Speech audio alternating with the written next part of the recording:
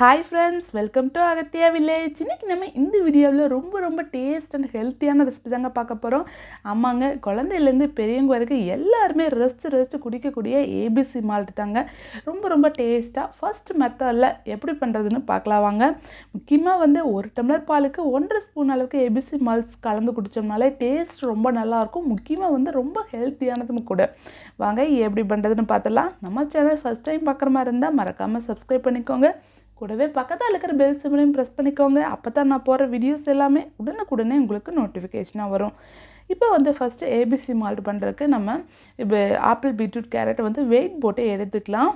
நான் 500 gram 500 கிராம்னு 1.5 kilo அளவுக்கு ABC malt செய்கிறதுக்கு இதெல்லாம் எடுத்திருக்கேன். ஃபஸ்ட்டு கேரட், பீட்ரூட் எல்லாத்துலேயுமே மேலே இருக்கிற இந்த தோல் மட்டும் நம்ம ரிமூவ் பண்ணி எடுத்துடலாம். எடுத்துகிட்டு நம்ம காய் திருவுமில்லைங்க, அந்த காய் திருவில் மேலே திருகி எடுத்துக்கலாம். பெரிய பல்லில் திருகி எடுத்துக்கலாம். பொடியாக கட் பண்ணிக்கலாம். கட் பண்ணும்போது லைட்டாக நம்ம அரைப்படும் போது சின்ன கட்டிகள் இருக்கிறதுக்கு வாய்ப்பு இருக்குது. அதனால் நல்லா காய்த்திருகளை ஃபுல்லாக திருகி எடுத்துருங்க. ஆப்பிளில் சின்ன அந்த கொட்டை இருக்கிறதெல்லாம் நல்லா பார்த்து ரிமூவ் பண்ணி எடுத்துருங்க. இப்போ ஒரு பேனில் 1/2 கப் அளவுக்கு பாதாம், 1/2 கப் அளவுக்கு முந்திரி, ஒரு 10 போல் ஏலக்காய் இது கூட சேர்த்துக்கலாம். சேர்த்துட்டு ஒரு மீடியம் ஹீட்டில் வச்சு ஒரு 10 நிமிஷமே நல்லா பச்சை வாசனை போகிற அளவுக்கு நல்லா வறுத்துக்கலாங்க. நட்ஸ் நம்மளோட விருப்பம்தான், அதிகமாக கூட சேர்த்துக்கலாம். லைட்டாக மதம் ஒரு மாதிரி இருக்கும். அதனால் அளவு கொஞ்சம் சேர்த்துக்கிட்டோம்னா கரெக்டாக இருக்கும். இப்போ பாருங்கள், இது கொஞ்சம் ஆறட்டும். ஆறுனதுக்கப்புறமா நம்ம மிக்ஸி ஜாரில் சேர்த்து நல்லா நைஸாக அரைச்சி எடுத்துக்கலாம். இப்போ பாருங்கள், ஆப்பிள், பீட்ரூட் எல்லாம் நல்லா பெரிய பல்லில் சேர்த்து திருக்கி வச்சாச்சு. முக்கியமாக இது எடுத்துக்கும் போது கொஞ்சம் ஃப்ரெஷ்ஷான இதாக எடுத்துக்கோங்க. அப்போ தான் நம்ம அரைக்கும் போது கொஞ்சம் தண்ணி இருக்கும். தண்ணி எக்ஸ்ட்ரா நம்ம ஊற்ற தேவையில்லை. கொஞ்சம் ட்ரையானதை எடுத்துக்கிட்டிங்கன்னா கொஞ்சமாக நம்ம தண்ணி சேர்க்க தேவையிருக்கும். தண்ணி சேர்த்தோம்னா நம்மளுக்கு ஏபிசி மால்ட் செய்கிறதுக்கு ரொம்ப டைம் ஆகும். இதுவே கொஞ்சம் டைம் ஆகும். பட் தண்ணி சேர்த்தோம்னா இன்னும் ரொம்ப டைம் ஆகும். அதனால் நீங்கள் ஃப்ரெஷ்ஷாக ஆப்பிள், பீட்ரூட், கேரட் எடுத்துக்கிட்டிங்கன்னா கொஞ்சம் ஈஸியாகவே நம்ம தண்ணி சேர்க்காமல் அரைச்சி எடுத்துடலாம். இப்போ நான் 2 பேட்சை சேர்த்து அரைச்சி எடுத்திருக்கேன். இப்போ இது இருக்கட்டும். நம்ம 1.5 கிலோ அளவுக்கு ஆப்பிள், பீட்ரூட், கேரட் எடுத்துருக்கோம். அதே அளவுக்கு 1.5 கிலோ அளவுக்கு நாட்டு சக்கரை எடுத்துக்கலாம். நாட்டு சக்கரை இந்த டஸ்ட்டு, குவல், குப்பை எதுவுமே இல்லாததாக எடுத்து இதே மாதிரி அளந்து எடுத்துக்கோங்க. நீங்கள் கப்லையும் கூட கரெக்டாக மெஷர் பண்ணி எடுத்துக்கலாம். இப்போ மால்ட் பண்ணுறதுக்கு நான் இரும்பு கடாய் எடுத்துருக்கேங்க. நீங்கள் நார்மல் கடாயும் கூட எடுத்துக்கலாம். பட் செய்கிறது கொஞ்சம் கஷ்டமாக இருக்கும். இல்லைனாலும் கொஞ்சம் அடிகனமாக இருக்கிற பாத்திரமா மாதிரியும் கூட நீங்கள் எடுத்துக்கலாம். ஃபஸ்ட்டு 3 டேஸாக நான் இந்த கடாய் சீசனிங் பண்ணிக்கிறேன். சீசனிங் பண்ணிவிட்டு இப்போ நான் ஏபிசி மால்ட் பண்ணுறதுக்கு நம்ம அரைச்சி வச்சிருந்த பேஸ்ட் இது கூட சேர்த்துக்கலாம். சேர்த்துட்டு ஒரு 2 நிமிஷம் இப்படி கலந்து விட்டுக்கலாம். லைட்டாக அந்த பச்சை வாசனை போகட்டும். பச்சை வாசனை போனதுக்கப்புறமா நம்ம அளந்து வச்சுருக்கிற நாட்டு சக்கரை 1.5 கிலோ அளவுக்கு இது கூட சேர்த்துக்கலாம். சேர்த்துட்டு அப்படியே கலந்து விட வேண்டியதாங்க. ஃபஸ்ட்டு கொஞ்சம் பேஸ்ட் கெட்டியாக அந்த மாதிரி இருந்துச்சு. இப்போ நம்ம சர்க்கரை சேர்த்ததுக்கப்புறமா நல்லா இலைக்கும் கொஞ்சம் தண்ணியாட்ட ஆயிரும். இது இந்த ஏபிசி மால்ட் பண்ணுறதுக்கு 2 பேர் இருந்தாங்கன்னா செய்கிறது கொஞ்சம் ஈஸியாக இருக்குங்க. ஒரு ஆள்னால கொஞ்சம் செய்கிற சிரமமாக இருக்கும். 2 பேர் இருந்தாங்கன்னா கைவிடாமல் இது கொஞ்சம் கலந்து விட்டுட்டே இருக்கணும். மாற்றி கலந்து விட்டுட்டே இருந்தோம்னா கொஞ்சம் கரெக்டாக இருக்கும். இப்போ பாருங்கள், லைட்டாக அப்படியே அந்த ஜாம் பதத்துக்கு வந்திருக்கு. நானும் 2 பேர் சேர்ந்து கலந்து விட்டுட்டே இருக்கிறோம். இப்போ பாருங்கள், கொஞ்சம் நல்லா கெட்டியாகிடுச்சு. இப்போ ஒரு தட்டம் போட்டு நம்ம பெரிய தட்டம் இருந்துச்சுன்னா மூடி வைக்கணும். கடாய் கொஞ்சம் பெருசாக இருக்கிறனால நான் தட்டம் போட்டு மூடி வைக்கல. கொஞ்சம் பெரிய கரண்டியை வச்சு கொஞ்சம் தள்ளி நின்று அப்படியே கலந்து விட்டுட்டே இருக்கணும்.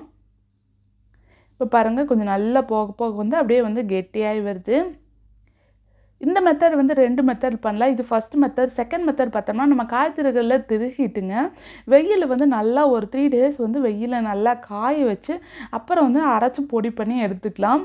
அதுவும் நல்லா இருக்குங்க. அது சிம்பிளான மெத்தடில் பண்ணலாம். பட் அதோட டேஸ்ட் எனக்கு எப்படி இருக்குன்னு தெரியல. நான் மறுபடியும் இன்னொரு வீடியோவில் ட்ரை பண்ணி பார்த்துட்டு மறக்காமல் உங்களுக்கு நான் ஷேர் பண்ணுறேன். இப்போ பாருங்கள், நல்லா அல்வா பதத்துக்கு வந்துடுச்சு. இந்த ஸ்டேஜுக்கு அப்புறமா நம்ம அரைச்சி வச்சுருந்த நட்ஸ் இது கூட சேர்த்துடலாம். நட்ஸ் பொடியெல்லாம் இது கூட சேர்த்துட்டு மறுபடியும் நல்லா கலந்து விடலாம். இப்போ போக பாருங்கள், நல்லா கெட்டி ஆயிடுச்சு. இரும்பு கடாயில் பண்ணும்போது ஹீட் ரொம்ப நேரத்துக்கு நல்லா அப்படியே இருக்கும். அதனால தான் நம்ம இரும்பு கடாயில் பண்ணும்போது சீக்கிரமாக கொஞ்சம் நமக்கு ரெடி ஆகிற மாதிரி இருக்கும். இப்போ பாருங்கள் நல்லா கலந்து விட்டுட்டே இருக்கும்போது நல்லா வந்து கெட்டி ஆயிடுச்சு. இப்போ நம்மளுக்கு வந்து நம்ம கரெக்டான பதம் வந்துச்சுன்னு பார்க்குறக்கு இந்த மாதிரி ஒரு லைன் வந்து எடுத்தோம்னா ஒரு கோடு மாதிரி வரணும். இதுதான் கரெக்டான பதம். இப்போ போக போக பாருங்கள் நல்லா வந்து கெட்டி ஆயிடுச்சு. இந்த பதம் வந்ததையுமே நம்ம ஆஃப் பண்ணிடலாம். ஆஃப் பண்ணதையும் மறக்காமல் அப்படியே விட்டுறக்கூடாது. அப்படியே வந்து கெட்டி ஆயிடும். இது வந்து நம்ம ஃபேன் காற்று கீழே கொண்டாந்து வச்சு கண்டினியூவாக இந்த மாதிரி கலந்து விட்டுக்கிட்டே இருக்கணுங்க.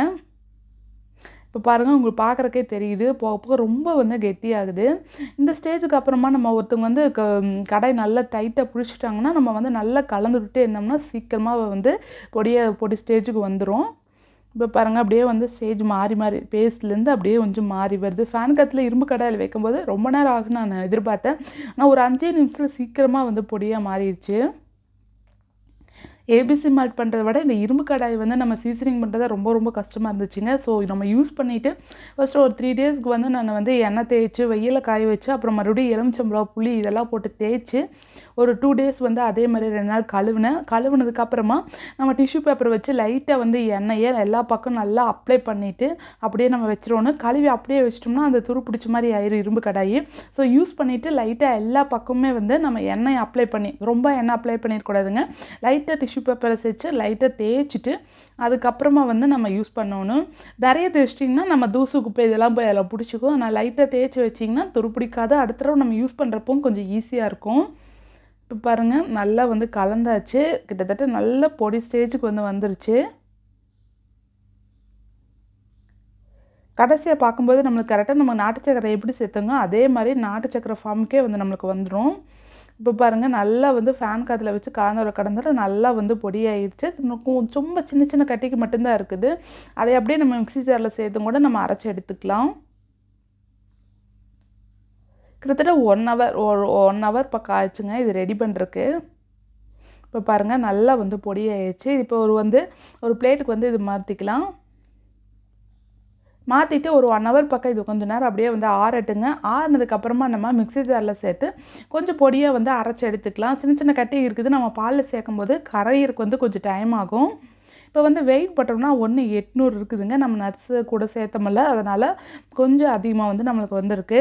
இப்போ வந்து மிக்ஸி ஜாரில் சேர்த்து நல்லா பொடியாக வந்து அரைச்சி எடுத்தாச்சு.